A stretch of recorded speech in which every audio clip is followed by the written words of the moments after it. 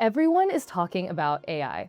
But inside banking, the real question isn't whether the technology works, it's how can we trust AI to make decisions about money? That's a different question, and it has a different answer. At this year's FIS Emerald Summit in Orlando, that question moved from theoretical to operational.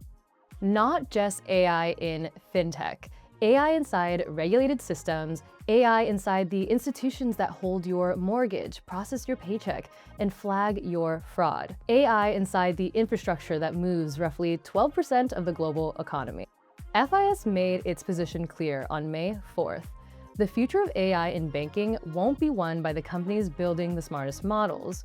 It'll be won by the companies trusted enough to deploy them. Those are two very different races. On this special edition of Humans of Fintech, FIS Emerald 360, we're taking you to Orlando to get an inside look at the conversations, announcements, and leaders who are defining the future of money, including a backstage exclusive interview with FIS CEO and President Stephanie Ferris to talk about what this moment really means for banks, for fintech, and for the infrastructure layer being built underneath the AI economy. We're moving from a world where AI agents support decisions to ones where they make decisions on behalf of customers without human intervention.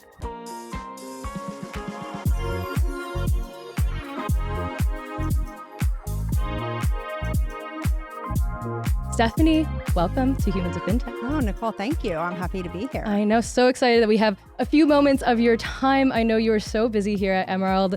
We're in Orlando. How are you feeling so far? I feel great. I mean, we come to Orlando every year. You join us, and we have over 2,000 clients here.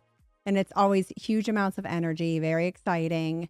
Even without Disney World, going to Disney World, it's still exciting. I mean, I think this year we're going to Universal Studios. We are going to Universal so Studios. I'll see you on the roller coaster. Yeah, maybe you won't. You won't see me on the roller coaster. I'll send you some pics from Okay, Jurassic Park. Good. But last year at Emerald, the theme was momentum, and you spoke to this movement from the digital era to the intelligent era. And this year, it is all about velocity. So how do you define this new era that fintech is in today? Yeah, well, I mean, we can't start talking about the new era of fintech without starting to talk about our favorite two-letter word, AI. Right. And so I think about it in terms of it going from intelligence to orchestrated intelligence. All right. So you're going to hear us talk a lot about that today. And what I think AI creates an incredible opportunity for everybody inside the financial services industry, because it gives us an opportunity to get after a couple of things this industry in particular has been focused on. One is really get after a lot of the costs that are inherent in terms of running a regulated industry and taking down some of those costs with some agentic internal experiences. And we'll talk a little bit about that, I'm sure, when we talk about our financial crimes agent. Yeah. But at the same time, it also enables a lot of hyper-personalization and digital experiences that banks have been wanting to bring to market. AI enables all of that. And the other thing I would say that's velocity is, whereas big banks have to compete with mid-size and small, this technology that I've never seen banks adopt faster actually evens the playing field out for everyone. That phrase, orchestrated intelligence, is doing a lot of the work. Because the question FIS is really answering isn't, can AI reason? The models can reason. That's been settled. The question is whether AI can reason correctly, consistently, and accountably inside a system that can't afford to be wrong. Alfonso Ribeiro, who opened the keynote, put it bluntly. Velocity and speed are not the same thing. Speed is just going fast. Speed without direction, that's just an expensive way to crash. In January, when we last spoke, FIS announced this major push into AI with its agentic commerce platform for banks. And today you announced, or will announce, a new partnership with Anthropic, taking this major step toward this purpose-building AI agents for, as you said, regulated industries. This is a huge milestone for fintech, partnering with big tech, AI. You're starting with the financial crimes AI agent. Tell us a little bit about the partnership. Yeah. I mean, we are thrilled. So if you just pull back a little bit and think about financial services, typically, Nicole, we don't adopt technologies very quickly. I mean, fintechs do, but financial services typically go slower because of all the regulatory concerns and compliance capabilities. And honestly, we've been kept out of the innovation because of the regulatory constraints. So that's all fallen away. Now, this capability with agentic experiences allows us to come into FIS and help the financial services industry take down a lot of costs and redeploy those costs and create opportunities for banks to compete with fintechs and fintechs to compete with banks. So if you think about that as a backdrop, we're super excited to have a strategic partnership with Anthropic. And the reason why I would say it's very strategic is if you can go out and look at how Dario quotes what's important to Anthropic, it talks about bringing AI at scale. You need to do it with significant expertise. And so when he talks about financial services, and everybody worries that we're going to be disrupted. And I keep saying AI is an accelerant for FIS because fundamentally we have our systems of record, we have the data, we have all of those capabilities, and we have the trust that's needed to build anything we need to do in agentic banking. That answer came in the form of a partnership announcement that reframes who holds power in the AI economy. Anthropic brings Claude, one of the most capable AI models in the world. But capability isn't the constraint in banking. Trust is, compliance is, auditability is. What FIS brings is something Anthropic can't build from scratch. 50 years of financial infrastructure, the source systems of record for thousands of banks, and critically, the regulatory knowledge of what it actually means to make a decision inside a governed financial workflow. The model is not the moat. The environment where the model has to operate, that's the moat. And their first test case is financial crimes. It's not just a partnership where we are using Claude Code or we're using Claude Enterprise. We are jointly building agents. And our first agent that we are jointly building with two of our design partners, BMO and Amalgamated, are around financial crimes. And as you and I both know, we spend so much money as an industry on financial crimes. And the majority of that work is pulling things off systems and recalibrating data. It's not necessarily the decision-making that the human agent makes. And so our first agent is getting after creating taking out all of those costs and bringing those decisions and all that system work straight to the panel of the human decision maker in the bank. I mean, we've seen times get cut down by 50%. Process and manual work that agent at the bank has to do is eliminated by 90%. So we're super excited about, and this is just the first agent. On the surface, it's a product announcement. But the bigger signal is this. AI in banking is moving from experimentation to operation. And financial crimes may be the first proving ground. Because if AI can operate safely inside fraud, compliance, and anti-money laundering workflows, banks may begin trusting it everywhere else. I love that you're focusing on tackling financial crimes, on tackling fraud first. I've been reporting on this industry for the last 10 years. This has always been a topic. It feels very much like to cover the foundation first. You have to build on a solid foundation, and that's what this creates. It does. And so when you think about it, the reason why Anthropic came to us to partner with us to be their strategic partner in financial services is because of our scale, the amount of data that we have. So post the closing of the total issuing transaction, we have more consumer data, commercial data, core banking data than anyone else in the world.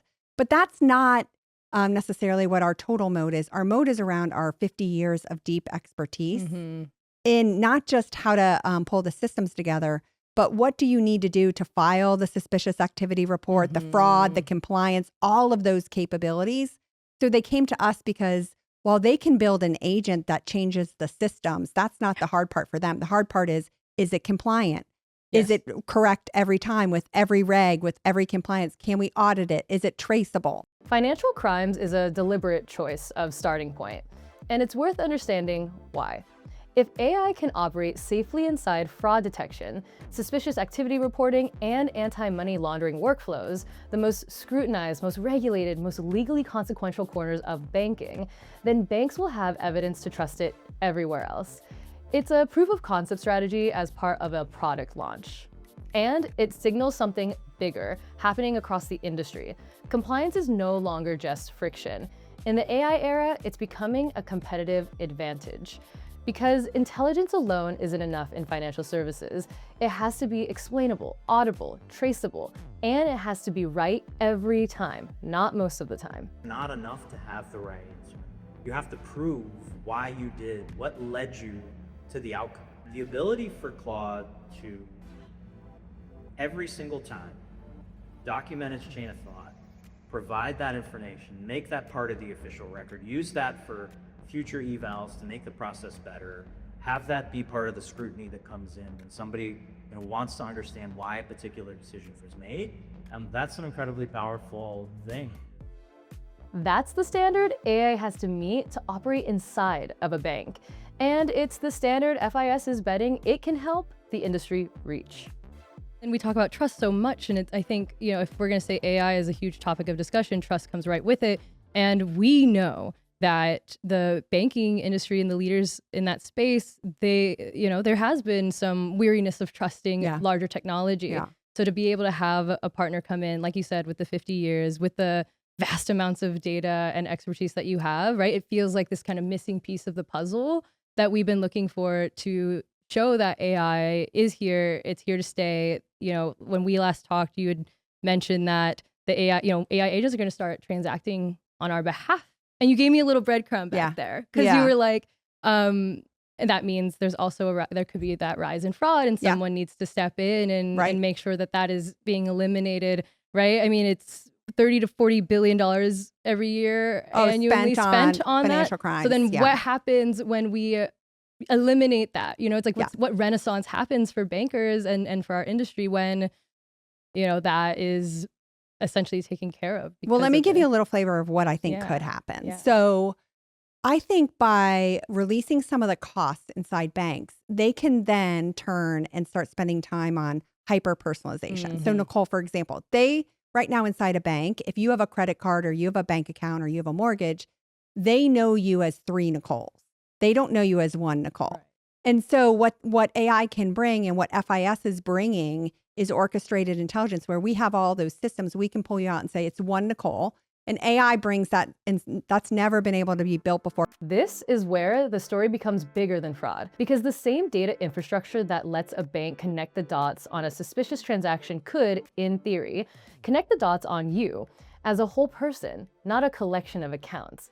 Not as a debit card here or a mortgage there, a credit account somewhere else, but as one person, one financial life, understood in real time. You need to know that it's 1 Nicole real time and what you're doing real time. So then we can offer up to you more deliberate potential prompts, hyper personalization prompts like, hey, you have a paycheck coming on Friday, but you might overdraft your account on Wednesday. Do you need to transfer some money? And so this is the hyper personalization that banks have been trying to get after for years. That has never actually been built before, not because the idea was new, but because the infrastructure to do it safely at scale across thousands of banks didn't exist. FIS is claiming it does now. After my conversation with Stephanie, Emerald moved from vision to demonstration. On stage, FIS and Anthropic showed what an agentic financial crime workflow actually looks like in practice. An AI agent that reviews alerts, gathers evidence, surfaces risk, and drafts a suspicious activity report before a human analyst even sits down. The goal isn't to replace the analyst's judgment. It's to eliminate the 40 minutes of clicking, searching, and copying data between systems that happens before any judgment actually gets made. That's where most of the cost lives, and that's where AI is starting. AI agents can only go as far as the data we give them. That means bad or insufficient data is their kryptonite. So when a regulator asks how your AI arrived at a decision, you've got the receipts. That last line matters more than it sounds. In banking, an AI that acts but can't explain itself isn't just unhelpful, it's a liability. The receipts, the documented chain of reasoning, may become one of the most important parts of the entire AI stack. The big announcements this week were about large institutions and enterprise AI, but some of the most consequential conversations at Emerald were about smaller ones. Community and regional banks are facing the same technology pressures as the bigger players. The same customer expectations, the same fraud threats, the same regulatory complexity, but often with a fraction of the resources. The AI divide between Wall Street banks and Main Street banks could become the next inequality story in financial services. Or AI could close it. FIS is betting on the latter, and the Flex platform is where that bet is most visible. I lead the retail digital business here at FIS, and there is a lot of excitement about digital this year. We have hundreds of banks on the Flex platform. We're a platform that delivers a new mobile app for all of our banks every single month. So all of their users wake up every 30 days with a fresh mobile app. For banks, velocity doesn't just mean moving fast. It means continuously improving the experience customers rely on every day. And increasingly, AI is becoming part of that baseline. Fraud prevention is always going to be, top of mind for a bank. We want our conversation to be, hey, Flex is secure, right? Not Flex is secure if you chose to do something X, Y, or Z. That's an important distinction. That's the difference between security as a feature and security as a foundation. And in a world where AI agents will increasingly transact on behalf of customers, that distinction is going to matter more, not less. If AI is going to move from demo to deployment, the invisible layer matters most. The plumbing, the integrations, the ecosystem connections that allow systems to actually talk to each other. We are essentially building all of the infrastructure and the fabric and all the plumbing to ensure that we can deliver solutions much more seamlessly in the future. So we very much view our team as enabling agentic, enabling the data journey for our banks, and it really is the linchpin to enabling all of the things we talked about. This is the part of fintech most people never see, but it's also the part that determines whether the future actually works. Because AI can only be as powerful as the systems it accesses.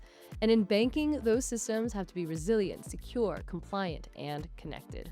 So everything we do is wrapped around resiliency, security, compliance. That's the operating reality of AI in finance. Move fast, but not recklessly. Innovate, but inside the rules. And build systems that can scale without breaking trust. The same shift happening in financial crimes is playing out across wealth management. But the conversation there is less about risk and more about time. Specifically, what advisors do with the hours they get back when AI handles the administrative work. Right now, a meaningful portion of a wealth advisor's day goes to things that have nothing to do with advice. Scheduling, note-taking, following up, documentation, client prep, that's the target. We're announcing here at Emerald that we're going to be partnering with InvestCloud, who really is going to bring industry-leading tools and technology around advisor-investor experience to our wealth platforms. So it creates an agenda, it creates the action items, and it kind of helps them create a plan. And it takes the notes after the meeting. So all the time that they're spending around prepping, and post follow-up, it really automates all that for them. The promise isn't replacing advisors. The advisors FIS is talking to aren't worried about that. They're asking a different question. If AI handles the prep work, can I serve more clients, personalize better, and bring financial guidance to people who couldn't access it before? It is going to revolutionize, what we do, how fast we deliver, what we deliver, and the quality of our products. And that connects directly back to Stephanie's point. If AI can reduce the manual work inside banks, that's a growth story, not a displacement story. And it connects directly back to what Stephanie called the real opportunity. Not cost reduction alone, but what banks do with that when they save. But with all of this velocity comes a leadership question. How do you move fast enough to meet the moment without losing the responsibility that financial services demands? So I asked Stephanie how she balances speed with trust. As CEO, how have you been balancing the speed with the responsibility in this moment where technology is just moving this quickly? A 4-month turnaround time since the last time we spoke, it does feel wild, especially at the scale that you're at. So what are some of the things that you kind of do to balance the speed and the responsibility? So it's a super interesting question because I spend a lot of time with the team talking about high sense of urgency. FIS is a huge company. And so it's hard for us to move fast to begin with, given our size.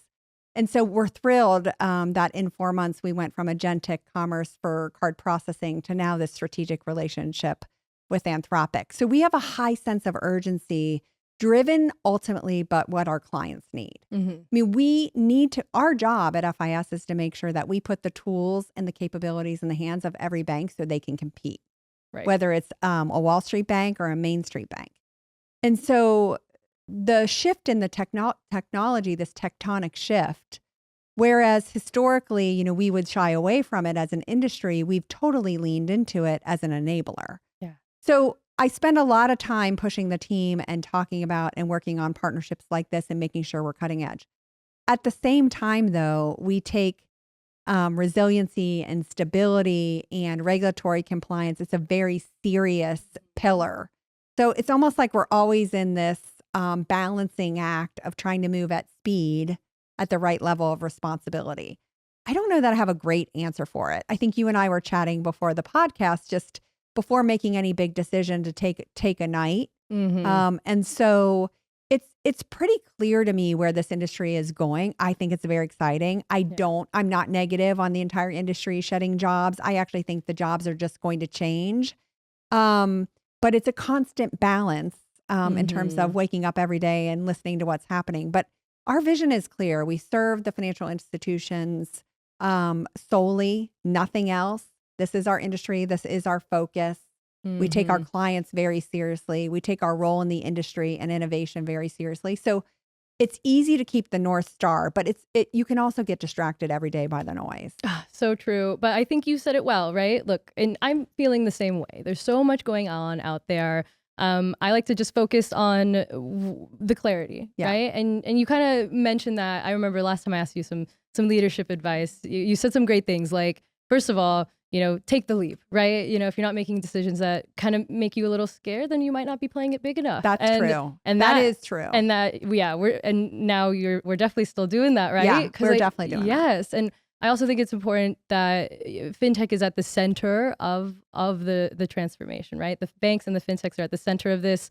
And that is a part of fintech's maturity phase. So as you push FIS into this next phase, what calls are you making right now that maybe others haven't quite made yet? That's a really good question.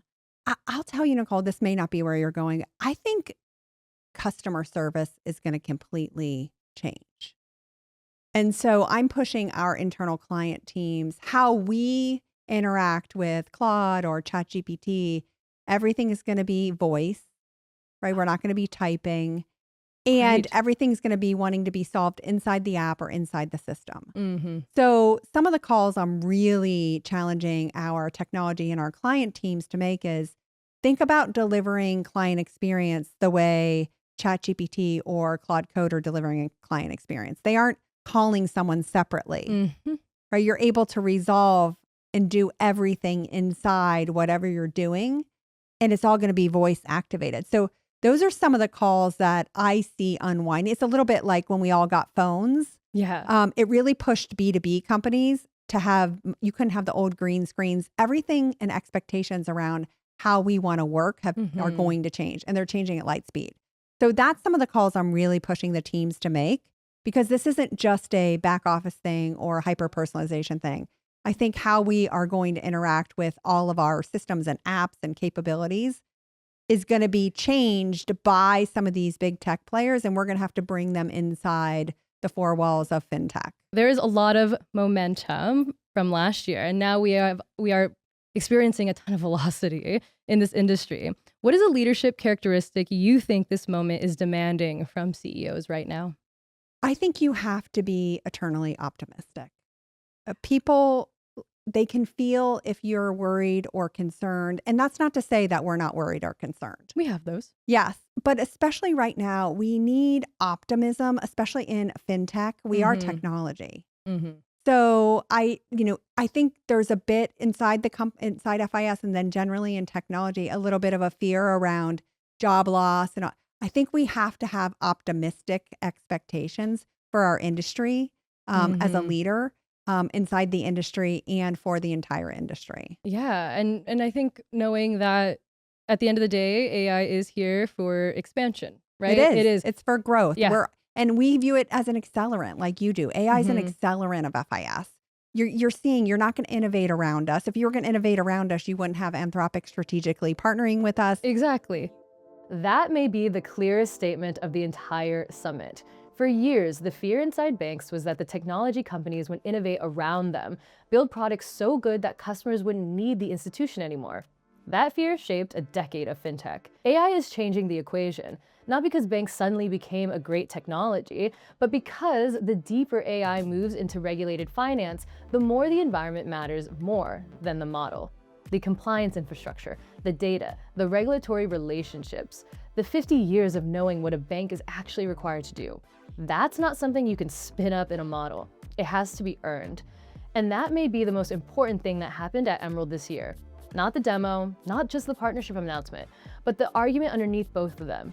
In the AI economy, trust is infrastructure, and infrastructure takes decades to build. We announced Lyric and our tokenized deposit digital consortium. Again, another great example of where if you want to work within the financial services industry, FIS is the place to go. So a lot of that worry around, we're going to be innovated around, I think you're seeing very clearly that's not the case. That just isn't going to happen. No. There's no way. That is what we fintech here are for. All right, Stephanie, that's also well said. Thank you so much for taking some time to sit down with me. I know you're hitting the big stage later today and going to be giving some big announcements as well as this one and a few other, I'm sure, special things that we'll be hearing about. So I'm super excited. I'll be in the front row. Great. Tuning in. I actually might even be maybe even backstage a little wonderful. bit to catch a few things. But thank you so much for sitting down with us. Thanks, and Nicole. So excited to be here. We appreciate it. Yes, Thank you. Thank you. It has been an insightful 3 days on the ground live at FIS Emerald in Orlando. And I have 3 main takeaways for you from our reporting here on site. First, Stephanie Ferris said it best. We are moving from the AI intelligence era into the orchestration era, and that is where the moat lives. In fact, the takeaway number 2, building the AI model is not the moat. It is the infrastructure layer. It is building the trust that banks rely on and having that clean data so that we can have the infrastructure ready for the next phase of growth. In fact, that brings me to takeaway number 3. Compliance, fraud prevention, financial crimes is no longer a cost center. In fact, given all the technology and the partnership with Anthropic and FIS, we are in an era where compliance, regulation, and fraud prevention is actually a lever for growth. And that is going to be a huge piece of the future of fintech. So that does it for Team Fintech is Femme and me live from FIS Emerald. I hope you enjoyed this special edition of Humans of Fintech, FIS Emerald 360. I'll see you next year.